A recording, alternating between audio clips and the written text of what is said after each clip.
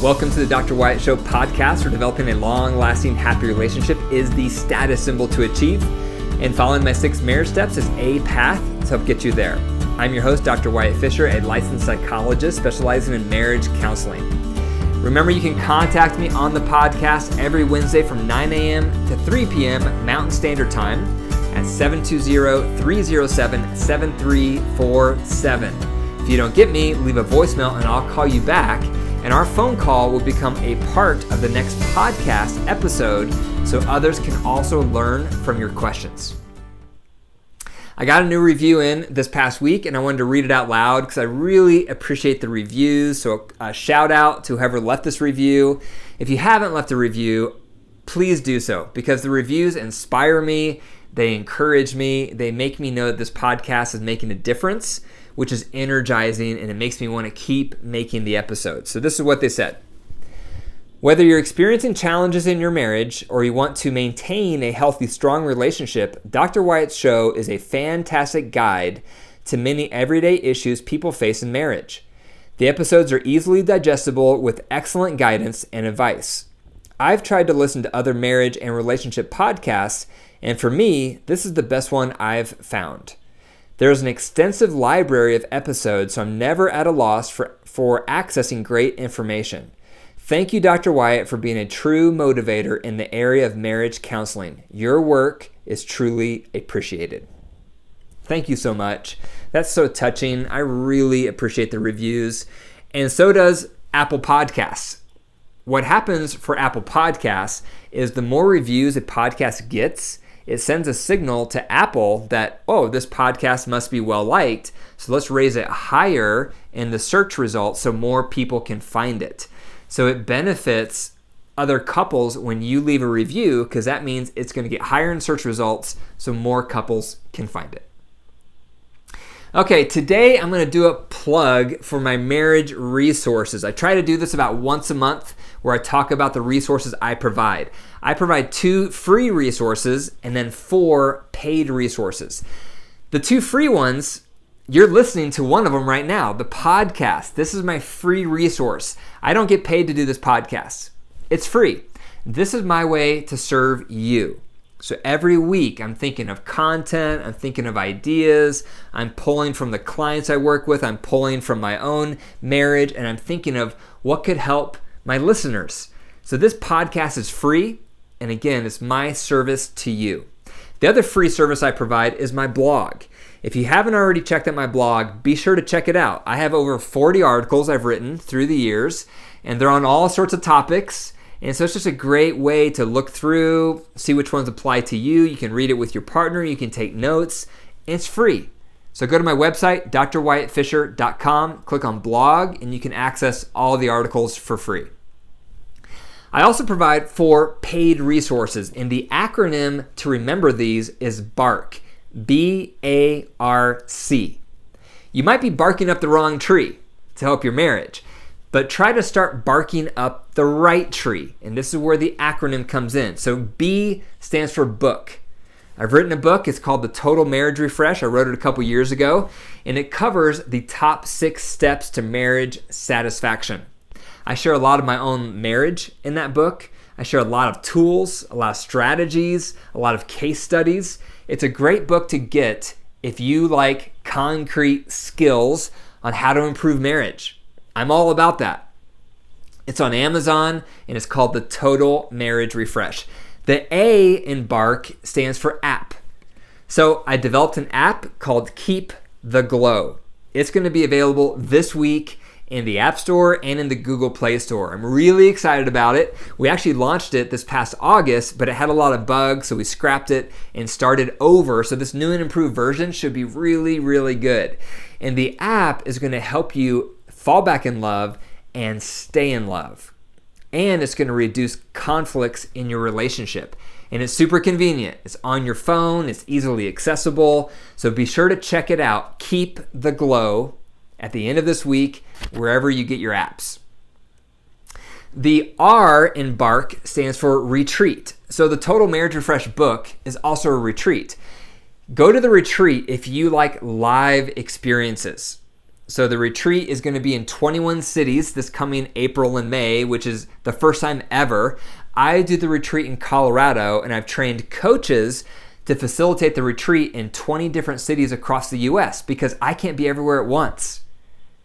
And so the retreat also goes through the top 6 steps to marital satisfaction, but it's live. And there's no group sharing. It's just time for you and your partner to really have some quality time together, to work through resentments, and to build closeness. So that's the R in Bark.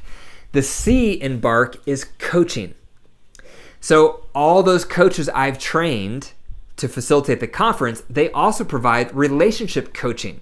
I provide marriage counseling in Boulder, Colorado. So if you live around me, I could see you in my practice. But I only see around 10 couples a week, so I get filled up pretty quick. And so I had to train other people to also be helpers because I can't do it all. And so I've trained these people, I supervise these people, they're highly competent, and they can give you individualized support. They can help you work through those resentments. They can help you build conflict resolution skills. They can help teach you how to foster emotional intimacy and how to share power. They're trained in all my tools and all my best practices. So if you need individualized support and you think that would help, check out the coaching. Now, my recommendation is to do it all. If you really want to supercharge your relationship, do all 4 resources: the book, the app, the retreat, and coaching. But the reason I created so many different resources is so that you can pick and choose which one you want to do, which resource you think would be helpful, which resource you and your partner are both open to. So ultimately, doing all 4 of the BARK acronym is ideal, but you don't have to. You can pick and choose whatever you think is best for you. If you want to learn more about the resources, go to my website, drwyattfisher.com. Okay, so today what I'm going to do for the podcast episode is I'm going to go through 4 questions that came in and respond to these questions because I'm sure a lot of you have similar questions. So here's question number 1. How do I respond if my partner says they need space? This was an email I got quite a while ago. So if you're listening, I apologize for the delay in being able to respond back to this. But I got an email and it said, what do I do if my partner says they want space? So here's a couple thoughts. First of all, you want to give them space. If someone says they need space, you want to honor it, because if you smother them and you keep pursuing them, even though they say they want space, it's going to make them want more space because you're not providing space. So that's step number 1, is honor their request for space. The second thing to consider is when they're open to it, explore what's driving their need for space. They may be going through some type of crisis personally that has nothing to do with you. It just might be something developmentally they're going through and grappling with. Or they could be really unhappy with you and with the marriage. And if that's the case, you need to find out why and figure out what your part is. It doesn't mean it's all your fault, but you have to figure out, what are you doing as a spouse that's making your partner need space? You're probably doing something. You're probably hurting their feelings. You're probably neglecting their top needs. You're probably making them unhappy in some way. And that's why they need space, because they're not sure if they want to stay with you or not. And so if that's what's going on, you definitely need to find out, when they're open to talking about it, what you're doing and how you can improve as a partner. Otherwise, it could be the beginning of the end. They need to see that you care. They need to see that you're willing to make changes. And then they need to see the changes, not just hear your words. Second question. Is staying in love the key? Yes, that is the key. That's why we get married. We fall in love and we're so happy and we're starry-eyed and all of our family and friends are at the ceremony and we pay thousands and thousands of dollars because we're in love. But when you fall out of love, you become miserable. No one wants to stay in marriage as an obligation. You don't want to stay in marriage just because of finances or just because of the kids or just because fill in the blank, because that's a hollow marriage to be in. And there might be a time when you have to stay in the marriage for factors beyond your control. But no one wants that. That's no one's ideal. Everyone wants to feel in love. So yes, that is the top goal. Because when you're in love and you're happy in your relationship, your commitment level is going to go through the roof. And so it's much better to focus on getting happier in your marriage than it is on trying to strengthen your commitment. Because your commitment will follow your feelings. You're not going to convince your partner to be more committed if they're unhappy in the marriage. The only way to help your partner become more committed is to help them become happier in the marriage. Then their commitment will follow. And so yes, that is the top goal. That's why my tagline at the beginning of my podcast is trying to develop a long-lasting, happy relationship. That's the status symbol to achieve. And it's rare. If you look around, a lot of couples who've been together for a while, they're not happy. They're unsatisfied. And that's no way to live. And a lot of times those marriages end in divorce because eventually one partner can't take it anymore because no one wants to be unhappy. And that's the world we're living in. The world we're living in has a lot of options at our fingertips. If you're not happy, get out and join this app. If you're not happy, get out and start dating that person. Those temptations are everywhere. That's just the culture we live in. And so we need to constantly focus on how can we make our marriage happier? How can we meet each other's needs better? Because if we do that, we're going to affair-proof our relationship and the commitment level is naturally going to get stronger. Number 3, how to create habits for connection without it seeming like a chore. So 2 comments on this one. First one is the tools that I teach. In the beginning, they are going to feel a little forced or a little artificial or perhaps even like a chore. And that's because they're new. So anything new can feel like that. If you're learning how to play golf, it's a chore. You have to remember how to hold your hips right and how to swing and where to point your head and what to do after you follow through. There's a lot of steps to becoming a good golfer, and it can feel like a chore. It's hard. It doesn't feel authentic when you're learning. It feels very awkward. Anything is like that. When you're learning something new, such as the tools that I teach, it's going to feel awkward. It's going to feel a little uncomfortable. It's going to feel a little inauthentic. That's normal. However, once you master it, once you internalize it, it will feel more authentic because it becomes a part of who you are. Just like golf, just like cooking a new recipe, just like learning martial arts. Anything when you first are learning it is going to feel awkward and uncomfortable, just like learning piano or a new language. But once you master it, it doesn't feel awkward anymore. It doesn't feel like a chore anymore. It becomes part of who you are.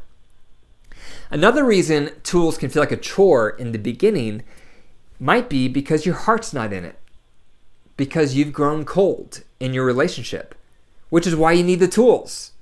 But in the beginning, you're probably not going to feel like doing some of the tools because your heart's grown cold, because your marriage isn't very good. You're unhappy. So then to use tools, it can feel like a chore, but remind yourself, once we get good at these tools, my heart's going to come back. The warmth is going to come back.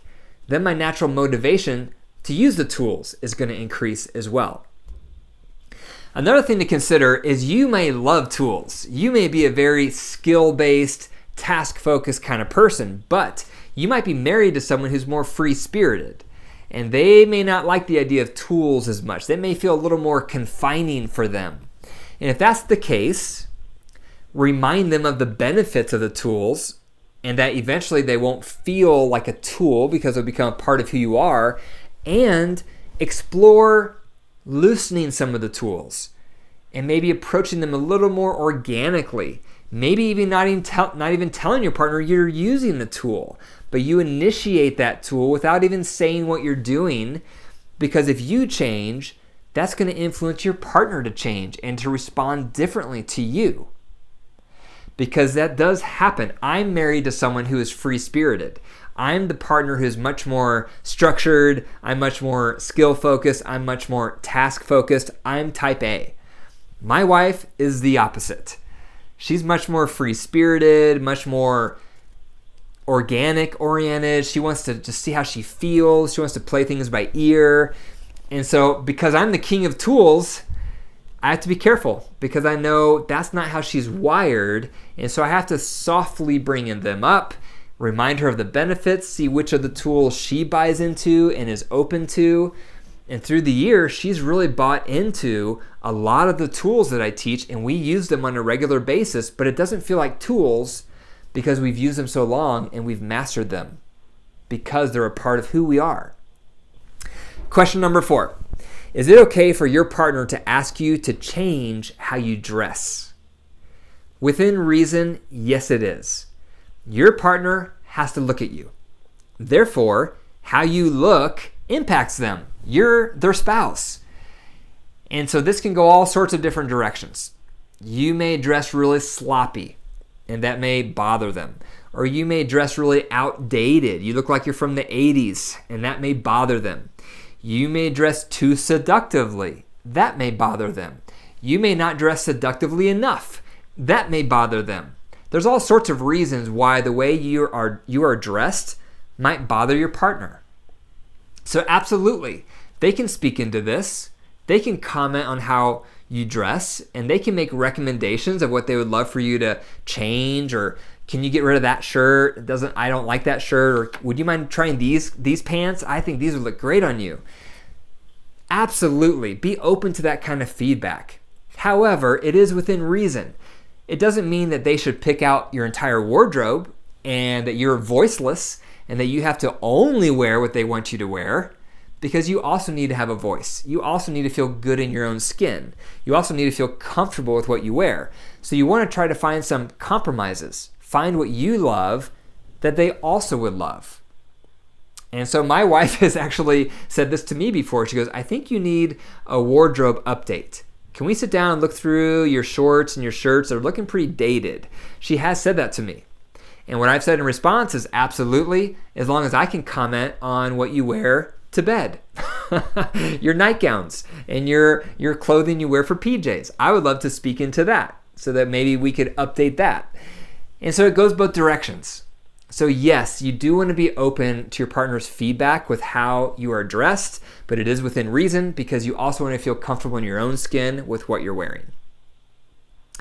Okay, the call to action as a reminder, if you want to supercharge your relationship this week, is go to my website and check out my resources called Bark, the book, the app, the retreat, and the coaching. Thank you for listening to the Dr. Wyatt Show podcast. If you enjoyed the episode, be sure to click the 5 stars and leave a review. And remember to share this podcast with someone else. If you know a colleague, a family member, a neighbor who could benefit from it like you have, be sure to share the podcast with them. And remember, your marriage is alive. So if you care for it and nurture it, it will grow. But if you deprive it and neglect it, it will wilt and die. The choice is up to you. Take care.